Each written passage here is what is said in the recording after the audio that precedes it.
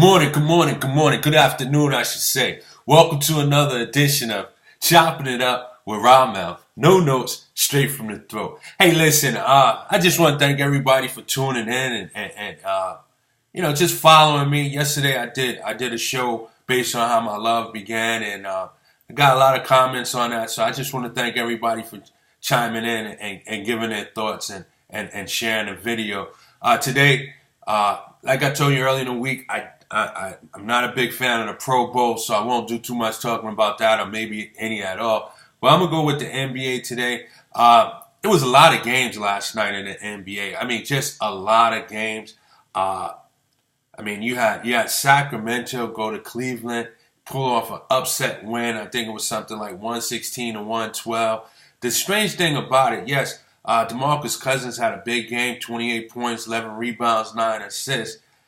He did get a little help from Collison, 23 points, and just contribution from other players on the team. But what's shockingly is that Cleveland hasn't played well in these last several games. But their big three is they're having their numbers. They're achieving their numbers. Last night, LeBron with a triple-double. Kyrie Irving, he had 20 points, 6 assists. You had Love, he had 21 points and I believe 16 rebounds. Shump, he even had 18 points. It's just a little odd that Cleveland's star players are having their numbers, but yet they're still losing and losing to some teams that they shouldn't lose to. Sacramento, New Orleans. I just don't understand what's going on over there. You hear in the papers, or in the media, I should say, that LeBron is saying they need a playmaker. Are they missing J.R. Smith? Really, J.R. Smith has been out. Are they really missing J.R. Smith? I'll say this. J.R. Smith is not a good player to have to start for your team. But he is a good six man. He comes off, he brings some energy. He doesn't have that typical fundamental game, but he does come in, he brings energy. He's a streaky shooter. He from time to time he does hit big shots, and he can change the momentum of a game. Are they really missing J.R. Smith though? Is this team lacking J.R. Smith? Is this the reason why they're not winning? I find that to be a bit unusual, but maybe that's the case. Maybe they are really missing J.R. Smith. Otherwise, I can't put a finger on it. I really can't. And then you hear the Melo talks. I'll get to that in a moment, but are they really missing J.R. Smith? That's my question. Are they missing J.R. Smith? The Celtics, they host the Houston Rockets, and anytime you got the Rockets on your home court, you can always look for a high-flying affair. This one here was 120-109, I believe it was. Boston prevailed. Again, my guy who I'm rooting for as MVP. I'm rooting for Westbrook, but I like to see get considerations as Isaiah Thomas. He had another big game with 38 points to lead all scorers. He outdid James Harden as Boston hold on and hold home court for this one. The Hawks in Chicago, this one had a lot of noise, more so after the game than it was on the court. The Hawks used a balanced attack. All 5 starters, led by Schroeder, was double figures. Schroeder had 24 and 9. Millsap had 21. Howard had a double-double. Cephalosius, Bazemore, they had double digits in scoring. Tim Hardaway came off the bench, and they beat Chicago in Chicago. And the surprising thing about that is that they did it despite 40 points from Butler, Jimmy Buckets, and 33 points from D. Wade. When do you see that happen? But Chicago loses, and after the game, D. Wade and Jimmy Butler gets on the team, rips them for a lack of effort. The thing about when you bring over a D. Wade, you have to understand this guy's career. This guy has been to 4 consecutive finals. He's been to 5 overall. He's won 3.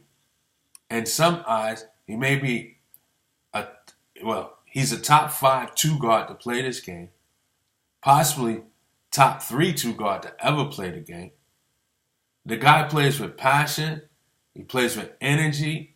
He's not used to losing like this, and what he calls a lack of effort. He came over there because he thought he had a chance to be on a playoff team, and it doesn't look this way right now.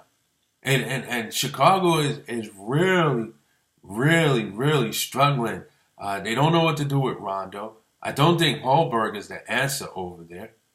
There's talks about Jimmy Butler being traded. There's always talks about him being traded.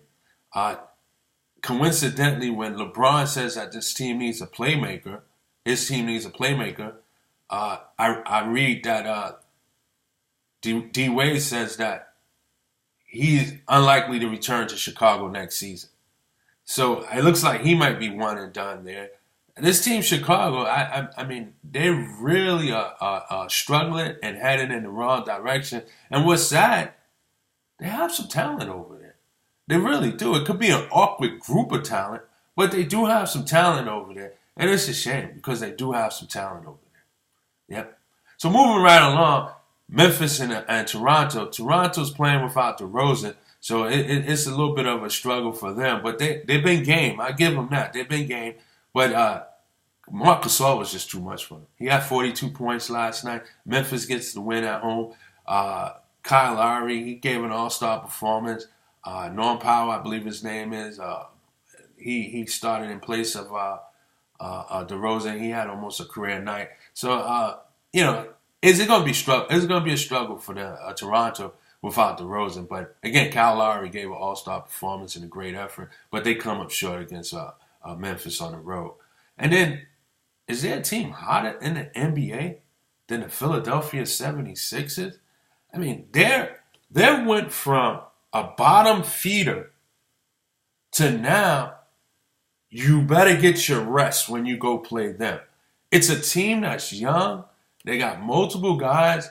Some are has-beens. Some you wouldn't put in your rotation. But they're being well coached by Brett Brown. And what is happening is that they believe now. Their confidence level is through the roof. The best player is Embiid. He's in and out of the lineup. He doesn't play back-to-backs. Right now, he's out with a knee contusion. But these guys continue to win. They beat up on the Clippers the other night. Then they go on the road to Milwaukee. They beat Milwaukee last night. They had a balanced attack. They had 4 starters in double digits. They had 2 bench players off the in double figures. I mean, it's phenomenal. Nerlens Noel, he had a big game last night. I think he had something like 16 points, 13 rebounds. Gerald Henderson led all scorers off the bench with 17. I don't know what to say about this team right here. And then you hear about them possibly making a move or offers for Jimmy Butler. I just don't know what to say about them. And if they can get Jimmy Butler and Ben Simmons comes back, this could be a team to watch out for. They might be in a position to still get a top 5 draft pick the way the Lakers is playing. You don't know where the ping pong balls are lie there. They do have the Lakers' first round pick. So it's something to watch there. If I was them, I would probably try to contact New Orleans and see if you can get Drew Holiday over there, who they once had in the fold.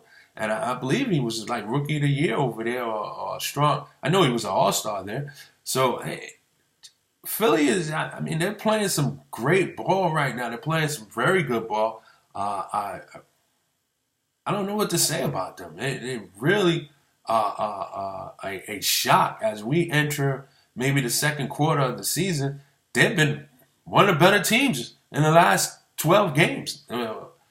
They have been really a good team with some good wins on the road, at home, against some teams you recognize and who you don't expect them to beat. But they're playing some solid ball. They believe in, and they're playing from start to finish.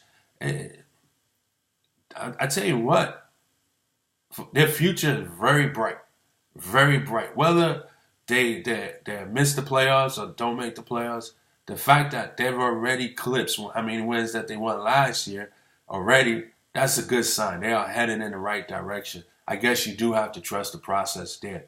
Moving right along, OKC, yeah, they win again as they beat the Pelicans, and no surprise here, Westbrook with another triple-double. I mean, is there any more adjectives left in a dictionary to describe this guy? What he is doing is sensational. It's just phenomenal. The fact that he's on pace to average a triple-double, and that hasn't been done since 1961 when Oscar Robertson did it. I mean, it's just phenomenal. And in today's era, I'm not going to shortchange Oscar Robertson, but you didn't have as many teams back then. Now you have teams. You have 30 teams out there. That's more challenges to propose to you. So I got to give Westbrook a lot of credit, and he's doing it with a squad that is really offensively challenged. So to me, his assist total is off the charts simply because he's feeding these guys into an area where their game is just easy for them.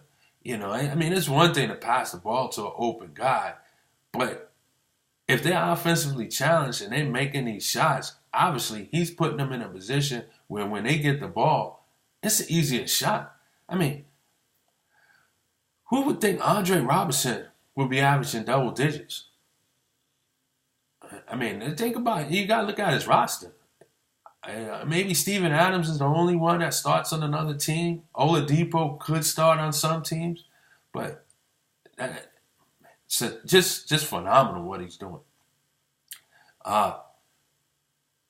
Golden State goes to Charlotte last night. They get tested a little bit in Curry's hometown. This game was a lot closer than the score indicated. Golden State won by 10, but really the game was really close. Hornets had a chance to win this game. Kemba Walker showed out a bit, but so did Kevin Durant and the rest of the Warriors. They showed out a bit too. So Golden State gets this win on the road, a much-needed win, considering that they dropped their last game in Miami. So this was a much-needed win for them. So that's pretty much most of the games last night. But the big topic for me is going to be New York. New York goes on the road once again. And just a pitiful performance last night. It's just absolutely pitiful, this team. This team is pitiful. I am clearly running out of adjectives or just words to describe this team as they do something. It's like, I just don't know what to say. I try to get excited for them. I try to root for them. And I mean, I'm always going to root for them. But a game you think they can win or they should win, they don't win. I just don't get it. Jeff Hornacek, sometimes he looks clueless. Carmelo Anthony is only but so much he can do. He had 30 last night. For all you Porzingis fans out there, I mean, if he doesn't turn it around anytime soon, he's possible borderline bust. He's possible borderline bust if he doesn't turn around anytime soon. I'm tired of watching him with the 5 fouls, fouling out. I'm tired of him getting muscled around a little bit. This guy here is a 7-foot dude that can do so much. He needs to be more aggressive. He needs to be an 18 to 19 point scorer. He has no pressure out there. Carmelo's receiving all the pressure right now. Derrick Rose takes some of the pressure. Phil Jackson receives the pressure. Porzingis, all he has to do is go and play. Play his game. The Knicks need him. When he plays well, the Knicks play well. Courtney Lee puts up 23 points last night. That's not who we need with 23 points. We need him with that 23 points to go with Melo's 30. I guarantee you, if Courtney Lee scores 13 and KP scores 23, we win the game. There's a difference out there. Courtney Lee gets excuse me baskets. KP's 23 will get guys in foul trouble. It keeps him on the court. He's not off the court because of foul trouble. We need his length out there. But no, all the focus is on Carmelo.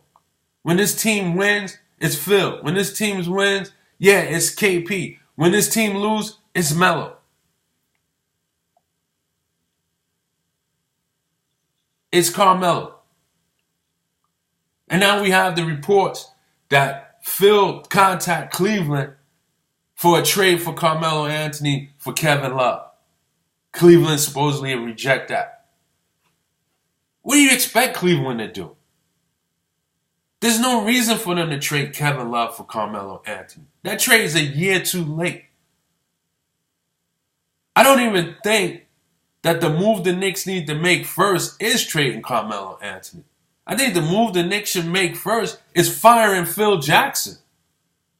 That's the move they make first. And then look to trade Carmelo Anthony in the offseason, but not during the season.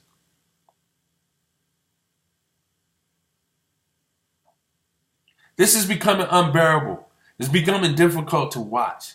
It's becoming difficult to watch the pregame, the postgame, I should say.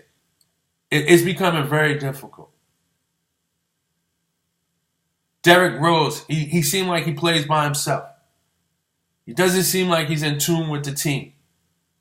Noah, the $72 million man, is a cheerleader now. Ron Baker, I believe he needs minutes, but not in the fourth quarter. Using him as supposed to be some defensive stopper, I haven't seen him stop anybody. I haven't seen him guard anybody and made it difficult. But yet he's on the court and missing gimme jump shots. He can't make an open jump shot. He missed 2 crucial jump shots last night. 2 crucial jump shots.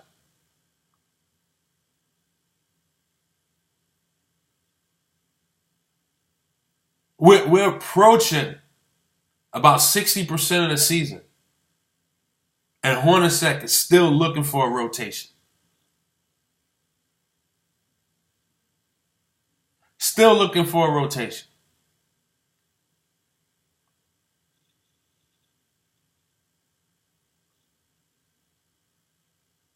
Yeah, I got one for you. Put KP at the 5. Put Melo at the 4. Put Kuz at the 3. Put Courtney Lee at the 2.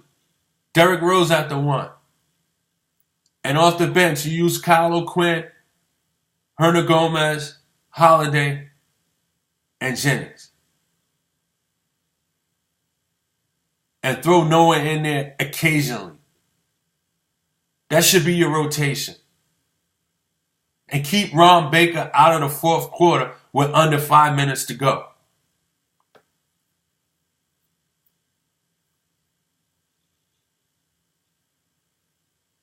These are winnable games, Jeff. Winnable games.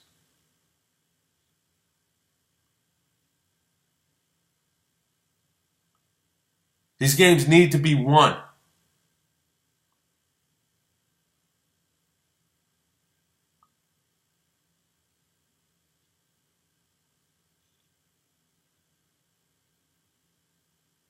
And this Carmelo talk, going to Cleveland.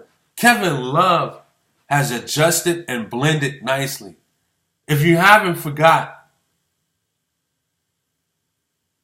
Kevin Love won a championship with them last year. If they hadn't won that championship, then maybe, yes, they might consider it. But they know what they have in Kevin Love. LeBron is asking for a playmaker. It's not Carmelo Anthony he's looking for. Let me remind you guys.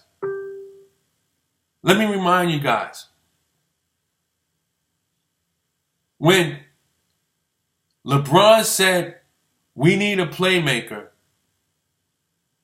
within 12 hours, D-Wade announces, I'm unlikely to return back to Chicago. That's the playmaker he's looking for. He's not looking for Carmelo Anthony. He's looking for D Wade. He's went to 4 straight finals with D Wade. He's won 2 championships with D Wade. He knows what D Wade can bring to the table. He knows that D Wade can put pressure on the backcourt. He's looking for D Wade to come to Cleveland. And quite frankly, it can be done. Chicago could trade D Wade for Shannon Fry, Iman Shumpert, and 1 or 2 other players, and that'll be done. And you have a starting lineup of Kyrie Irving, D Wade, LeBron James, Kevin Love, and Tristan Thompson to go up against the likes of possibly Curry, Clay, Durant, Green, and Zaza.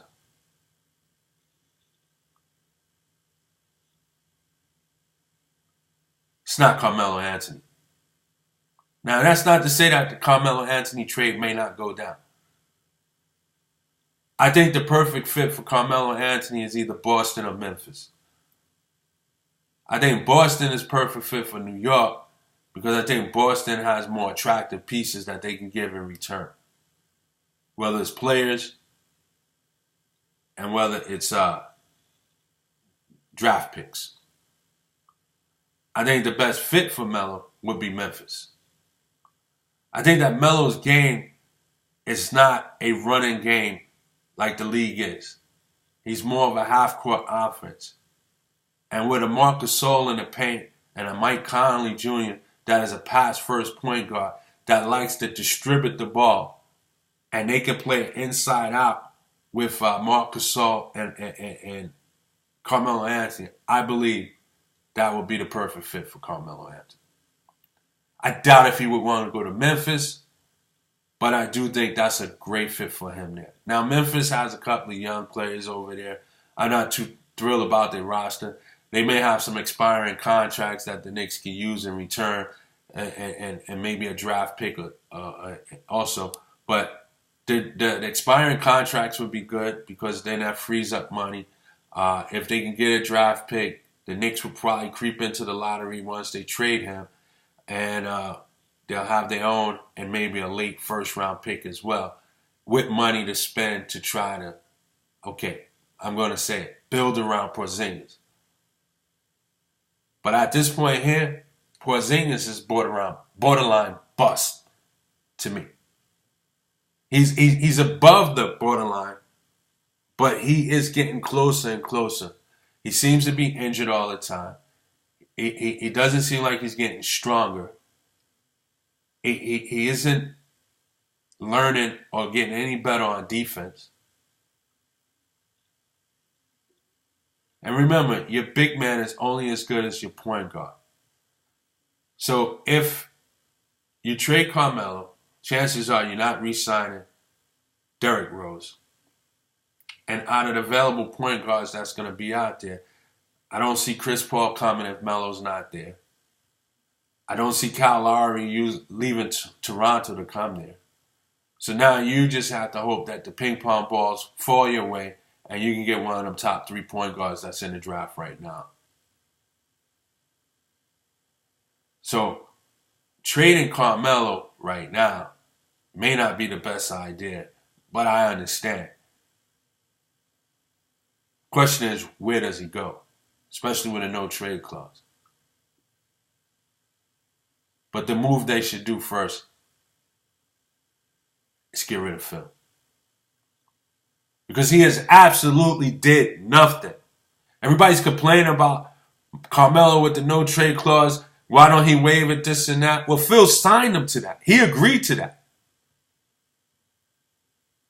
Phil's the one that traded Tyson Chandler for Calderon. And a second-round pick that turned out to be the Greek Freak's brother that's no longer in the league. Never had a chance. When he could have got Jay Crowder instead of the second-round pick. Phil was the one that traded Iman Shumpert and J.R. Smith for Lance Thomas. Let me repeat that. Lance Thomas.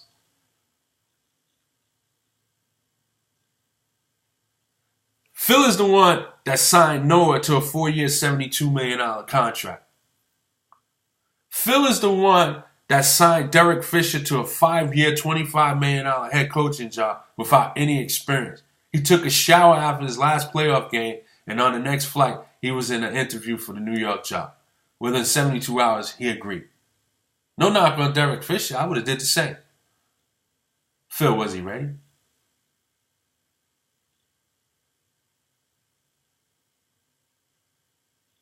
If we'd have had ping pongs 2 and 3 in that draft, Phil's not drafting Porzingis. He's not drafting Porzingis.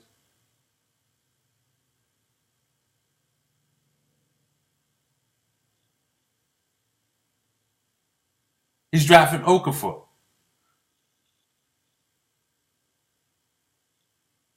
But all this comes down on Carmelo.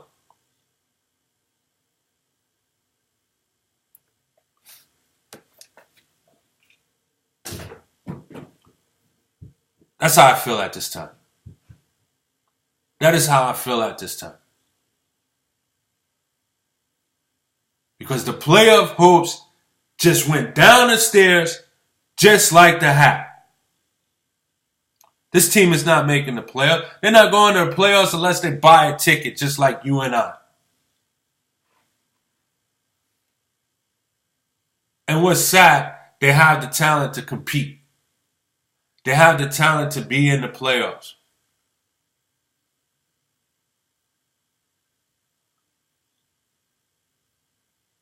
On most nights, they have the best player on the court. On some nights, their top 2 is better than the other team's top 2.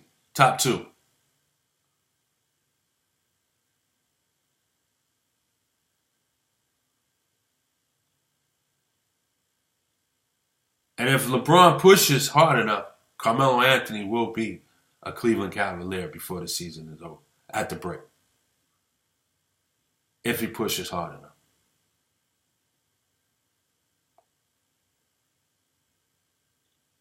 I'm not opposed to trading Carmelo. I'm not opposed to that. But I want everybody to know, what we're seeing of the Knicks, it's not Carmelo's fault.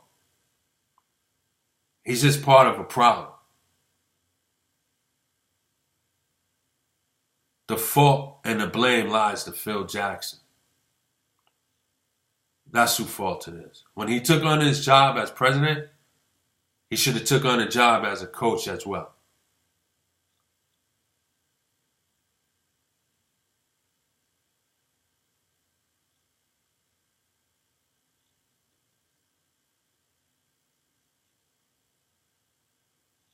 That's going to do it for the show today. I appreciate you guys tuning in. And I'll see you guys in 24. Y'all have a blessed day. And this is Ramel. Chopping it up with Ramel. No notes, straight from the throat. Peace and blessings. Chopping it up.